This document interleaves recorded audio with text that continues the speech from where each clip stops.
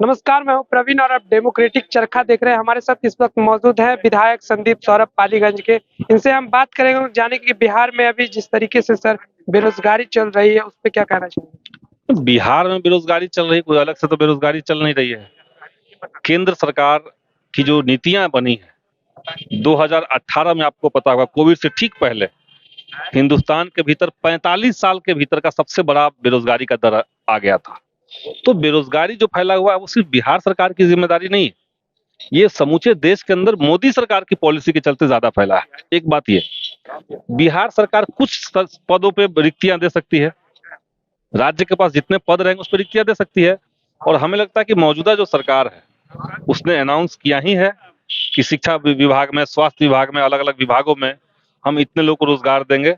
तो हम लोग तो इसी को देख रहे हैं कि सरकार जितना वादा कर रही है उतना दे रही कि नहीं दे रही है, और हम निश्चित तौर से ये कोशिश कर रहे हैं कि सरकार उतना रोजगार दे। सर आए दिन देखते रहते हैं कि पेपर लीक हो जाता है, किसी चीज का पेपर होता है। बिहार में तो सर बीपीएससी का भी हाल ही में पेपर लीक हो गया था। बहुत गंभीर मामला है। देखिए, सरकार बदली है बिहार में, लेकिन जो टॉप मोस्ट अधिकारी हैं अलग अलग विभागों में या आयोगों में, उनको नहीं बदला गया है। और सरकार को एक रूल बनाना चाहिए कि भाई, आप डिसीजन मेकिंग पोस्ट पे अगर हैं किसी विभाग में, आयोग में, तो आप 3 साल या 5 साल आप समय तय कर दीजिए, इतने साल तक ही रहेंगे। अब 15 साल से आप बैठे हुए हैं एक पद पे, तो आपने एक लॉबिंग तैयार कर लिया है, उस लॉबिंग से कोई ना कोई एक व्यक्ति पेपर लीक करवा दे रहा है। तो कुछ तो पॉलिसी लेवल पे चीजों को सॉर्ट आउट करना पड़ेगा। दूसरा जो पेपर लीक का मामला है, जो रिसेंट का जो पेपर लीक हुआ बीएसएससी का, तो बीएसएससी सीजीएल 3 की जो परीक्षा हुई, पहला पेपर जब लीक हुआ, जो सरकार स्वीकार कर रही है, तो दूसरा और तीसरा में पेपर नहीं लीक हुआ, ये तो सरकार को इसका प्रूफ देना चाहिए। और दूसरा तीसरा दोनों ही पेपर को सरकार को रद्द करना चाहिए, यही छात्रों की मांग है और जायज मांग है। बिहार में ही आके पेपर सर क्यों लीक हो रहा है? नहीं, पेपर लीक सिर्फ बिहार में लीक नहीं होता है, राजस्थान में भी पेपर लीक पे इतना बड़ा कांड चल रहा है, पूरे जगह छापे पड़ रहे हैं। बिहार में भी उसका नेटवर्क है, तो पेपर लीक सब जगह घटना है। लेकिन ये बात सही है कि बिहार में हम लोगों ने देखा कि पेपर लीक मैट्रिक से लेकर के हर तरह की बहाली में पेपर लीक हुआ है। पेपर लीक है, अलग अलग बहालियों में अस्पष्टता है, पारदर्शिता की कमी है, जो विज्ञप्ति आती है उस विज्ञप्ति को फॉलो नहीं किया जा रहा है, विभाग जो है बीच में नियम चेंज कर देता है। तो इस तरह की गड़बड़ियां तो बिहार में है। अब इसको लेकर के छात्र आंदोलन भी करते हैं और हम लोग भी आंदोलन में जाते हैं, आज भी हम लोग आंदोलन में जाते हैं। सर अभी कई तरह के जैसे आ गई है सर, बीपीएससी हो चाहे सीटेट बीटेट एस्टेट, सारे विद्यार्थी आखिर रोड पे क्यों धरना देते हुए दिखते हैं? नहीं, सारे विद्यार्थी कहाँ रोड पर है? जैसे है ना सर, सीटेट है बीटेट है, ये सब सीटेट है, बीटेट है, स्टेट है, तो इन लोगों का मांग है कि शिक्षक बहाली को। शिक्षक बहाली अब उसमें कॉन्फ्लिक्ट भी है। अब स्टेट में तो दो हिस्सा है, किन्हीं को लगता है कि पूरा जो एकेडमिक्स के मार्क्स है उसी पे होना चाहिए, किसी को लगता है कि जो स्टेट या सीटेट बीटेट का एग्जाम हुआ उसके मार्क्स पे बहाली होनी चाहिए।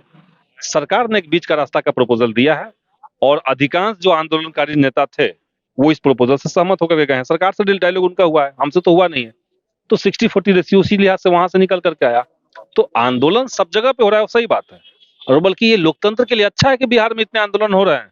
आप जाकर के दिल्ली में आंदोलन करके देखिए, दिल्ली में आंदोलन करके देखिए, यूपी में आंदोलन करके देखिए, उत्तर प्रदेश में बीजेपी सरकार ने किसान आंदोलन के समय में एक व्यक्ति जो दिल्ली जाकर के आंदोलन करने वाला था, वो आंदोलन करता है तो उसके ऊपर 6 लाख का फाइन किया, एक किसान के ऊपर राज्य सरकार ने फाइन किया 6 लाख का।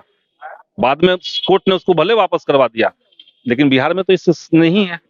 तो आंदोलन होना कोई बुरी बात नहीं है, लेकिन हम यही चाहेंगे कि अभ्यर्थियों को बहाली के संबंध में जो लंबित मांगे हैं, अलग अलग बहालियां जहां फंसी हुई है, उस पर सरकार त्वरित गति से काम करे। क्योंकि देखिए, यूथ को बांधना बहुत जरूरी है। बाकी मुद्दे भी हैं सरकार के लिए, बाकी प्राथमिकताएं भी हैं, लेकिन यूथ के अंदर कॉन्फिडेंस देना कि ये सरकार उनके हित में सोच रही है, ये बहुत जरूरी है। और उसी दिशा में हम लोग भी काम कर रहे हैं। हम ये चाहते हैं कि जो मौजूदा महागठबंधन की सरकार है वो आम छात्रों के प्रति, आम युवाओं के प्रति उसकी जवाबदेही हो, ये दिखे भी। तो उसमें अलग अलग लेवल पे बहालियां रुकी हुई है, हम लोग कोशिश कर रहे हैं। अभी सत्र आने वाला, उसमें कई एक सवाल पे हम लोग विधानसभा में पूछेंगे भी। हाल ही में शिक्षा मंत्री ने ट्वीट किया था कि जल्द 2023 में बहाली होगी। फिर सर हुई क्यों नहीं? ना ना, शिक्षा मंत्री ने हाल में ट्वीट ये किया कि फरवरी में नियमावली आ जाएगी।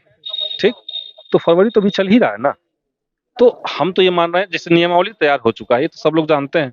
मैंने तो देखा कि नियमावली तैयार हो गया है, उसमें कुछ सुझाव मुझे देने थे, मैंने दिए। अब उन सुझावों को लेकर के विभाग ने कुछ कार्रवाई की और फाइनल करके उसको वित्त विभाग को भेज दिया। यहाँ तक तो रिपोर्ट सबको पता है। अब वित्त विभाग के अलावा भी 2-3 विभाग में जाना होता है, वहां के अपर मुख्य सचिव और वहां के मंत्री उस पर मंजूरी देंगे, क्योंकि आप जो नियम बदल रहे हैं, शिक्षक नियोजन में जो नियम बदला है कि पंचायती राज का कोई अब हक नहीं रहेगा। मुखिया जो है वो टीचर बहाल नहीं करेगा, जिला परिषद सदस्य टीचर बहाल नहीं करेंगे, वार्ड काउंसलर जो है वो टीचर बहाल नहीं करेंगे। अब जिला लेवल पे टीचर की बहाली होगी और सरकारी अधिकारी करेंगे। तो इसलिए अब हो गया कि इन सारे विभागों से एक बार अनुमति लेना पड़ता है, इसके बाद कैबिनेट में जाता है। तो मेरे ख्याल से इस महीने के अंत तक कैबिनेट में वो आ जाएगा। तो जैसा कि आपने देखा, हमारे साथ संदीप सौरभ विधायक जी थे, उन्होंने साफ साफ कह दिया कि फरवरी में नियमावली बन चुकी है और इस पे विचार में विमर्श चल रहा है। ऐसे ही तमाम खबरों के लिए डेमोक्रेटिक चरखा देखते रहे। धन्यवाद।